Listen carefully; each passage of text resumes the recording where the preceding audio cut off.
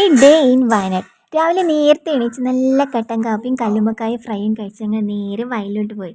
രാവിലെ വയനാട്ടിലെത്തിയാൽ ഫസ്റ്റ് എനിക്ക് വയലിലൊക്കെ പോയി അവിടുത്തെ കാഴ്ചകളും അവിടുത്തെ സൺറൈസൊക്കെ ഇങ്ങനെ കണ്ടിരിക്കണം. അതെനിക്ക് നല്ലൊരു വൈബാണ് കേട്ടോ. അങ്ങനെ തണുപ്പൊക്കെ ആസ്വദിച്ച് കുറച്ച് നേരം വയലിലൂടെ നടന്നു.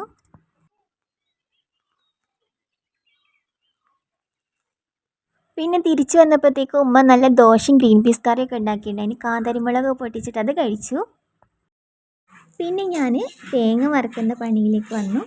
ഇവിടെ തേങ്ങ ഞാൻ നോമ്പിന് വറുത്ത് വെക്കാറാണ്. കോഴിക്കറിയിലേക്കും ഇറച്ചിക്കറിയിലേക്കൊക്കെ നമുക്ക് തേങ്ങ വേണമല്ലോ.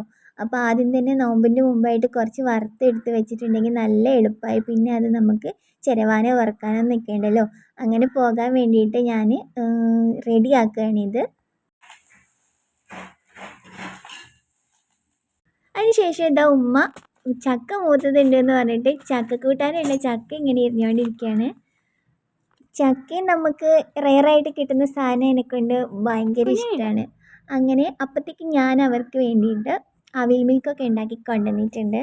എൻ്റെ ഒരു വെറൈറ്റി ആയിട്ടുള്ള അവിൽ മിൽക്കാണ്. അപ്പം ഞങ്ങൾ എല്ലാവരും ഇരുന്ന് വർത്താനമൊക്കെ പറഞ്ഞ് ചക്കയൊക്കെ റെഡിയാക്കി അവിൽ മിൽക്കൊക്കെ കഴിച്ച് പിന്നെ ഇതാ ചക്കക്കൂട്ടാൻ റെഡി. അപ്പോൾ ചക്കക്കൂട്ടാനൊക്കെ കഴിച്ചു. പിന്നെ ഞങ്ങൾ നേരെ പോയത് എന്തുണ്ടാക്കാനാണ്, കുഞ്ഞിപ്പത്തിലുണ്ടാക്കാൻ. കുഞ്ഞിപ്പത്തിലല്ല, ഉണ്ണിയപ്പം. ഉണ്ണിയപ്പത്തിന് ഉമ്മ ഒരു വെറൈറ്റി ആയിട്ടാണ് ഉണ്ടാക്കുന്നത്. ആ മിക്സിലേക്ക് തേങ്ങ ചെറിയ ചെറുജീരകം കൂടെ വറുത്തിടും. അപ്പം നല്ല സോഫ്റ്റ് ആയിട്ട് ഉണ്ടാവുമെന്നാണ് പറയണത്. അപ്പം അങ്ങനെ അരിയൊക്കെ പൊടിച്ച് ഏലക്കായ ചേർത്ത് പൊടിച്ച് ഒക്കെ റെഡിയായി. അപ്പോൾ ഉമ്മ പിന്നെ ബിരിയാണി ഉണ്ടാക്കാനുള്ള പരിപാടിയിലേക്ക് പോയി. മസാലയൊക്കെ നേരത്തെ റെഡിയാക്കി വെച്ചിട്ടുണ്ട്.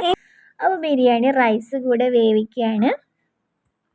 പിന്നെ ഉമ്മ വന്നിട്ട് വെള്ളമൊക്കെ മിക്സ് ചെയ്ത് മാവ് റെഡിയാക്കി നല്ല ചൂടോടുകൂടെ ശർക്കരപ്പാനി ഒഴിച്ചെടുത്ത് മിക്സ് ചെയ്തെടുക്കണം.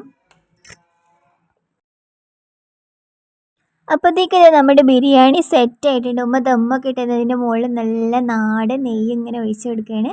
അപ്പോഴത്തേക്ക് ബിരിയാണി റെഡിയായി. ഇനി മൂടി വെച്ചിട്ട് അതിൻ്റെ മുകളിൽ കല്ലൊക്കെ ഇട്ട് ഇങ്ങനെ വെക്കുകയാണ്.